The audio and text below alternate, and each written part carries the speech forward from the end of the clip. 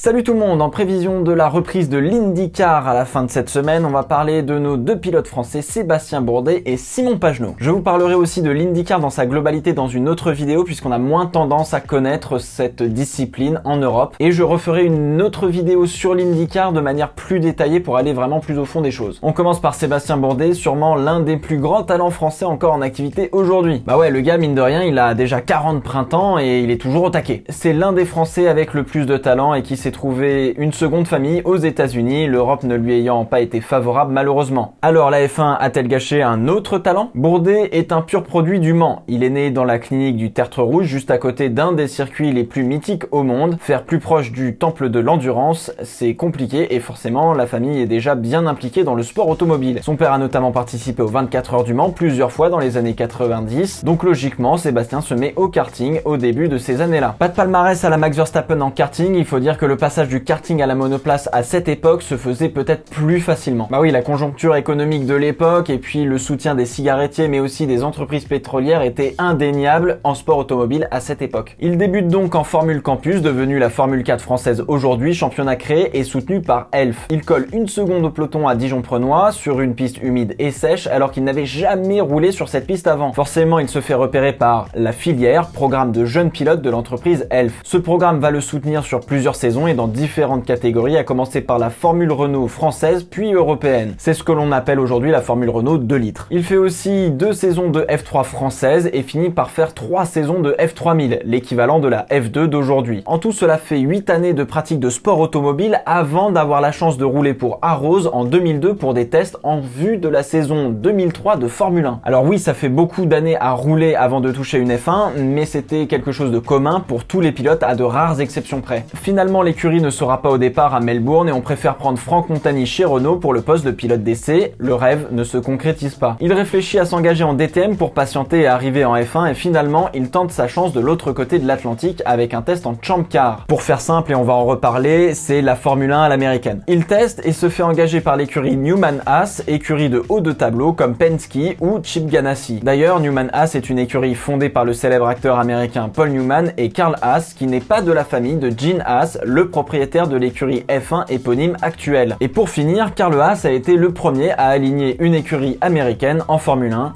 du même nom, Haas. Et Sébastien Bourdet impressionne d'entrée de jeu. Pour faire simple, il prend la pole position dès son premier week-end et remporte 3 courses pour sa première saison. Et ensuite, de 2004 à 2016, il remporte 4 championnats de Champ Car, du jamais vu dans la catégorie. Il s'aligne aux 500 miles d'Indianapolis seulement une fois, en 2005, et il finit 12e. Et il faut savoir que les 500 miles d'Indianapolis à cette époque ne faisaient pas partie du championnat de Champ Car. A noter que durant ces années de Champ Car, il s'accroche plusieurs fois avec Paul Tracy, devenant une rivalité assez exacerbée sur et en dehors du circuit. Bourdet, un peu comme Verstappen, n'hésite pas une seule seconde à exprimer son opinion avec un bon franc-parler qui en ferait bégayer plus d'un. Bref, ces années de Champ Car ont été un véritable show à l'américaine basé sur la confrontation des deux hommes. Et on verra quelques moqueries de la part de Tracy, rappelant que les Français préfèrent garder leur casque quand on en vient aux mains. Bref, ça aurait pu se terminer en octogone vite fait bien fait, hein. Et outre le fait qu'il faille une certaine condition physique pour des combats sur le bas-côté de la piste, les monoplaces de Champ Car sont difficiles à piloter, presque plus qu'une F1. Pas de direction assistée, une boîte séquentielle avec un levier, des circuits bosselés et complexes, bref, c'est une discipline vraiment exigeante. Et ces 4 titres font parler de lui en Europe, et s'il y a bien des discussions avec BMW pour rentrer en F1, ça n'arrive malheureusement jamais à son terme. Et finalement, son nouveau manager Nicolas Todt va réussir à lui faire des séances d'essai avec Toro Rosso en prévision de la saison 2008. Sébastien quitte les États-Unis pour enfin accomplir son rêve. Il signe donc aux côtés de Sebastian Vettel et réussit une belle performance en début de saison avant que Toro Rosso n'amène sa véritable voiture de 2008 qui va plus convenir à Vettel qu'à Bourdet. Et on le sait, Red Bull mise bien sûr plus sur Vettel que sur Bourdet, déjà âgé de 29 ans quand la grille à cette époque se rajeunissait de plus en plus. Sa saison 2008 est en dents de scie avec beaucoup d'irrégularités mais montre un véritable potentiel. On se souvient particulièrement de Spa 2008 où dans le dernier tour, Bourdet est 3e. La pluie s'abat, certains rentrent au stand pour mettre des pneus pluie alors que lui reste en sec. Il finit malheureusement 7e et au bord des larmes à l'arrivée après un week-end proche de la perfection. Et quelques jours plus tard, son anti-calage fera des siennes et lui ôtera tout espoir dans un Grand Prix d'Italie sous un déluge total où il réalise le 4e temps des qualifications, alors que Sebastian Vettel prendra sa première pole position et sa première victoire. Malheureusement, il va perdre son mentor, celui qui a cru en lui aux États-Unis, à savoir l'acteur américain Paul Newman, qui décède juste avant le Grand Prix de Singapour. Rien que sur ces 3 Grands Prix, il faut mesurer l'énorme dose émotionnelle qui s'est pris en pleine tête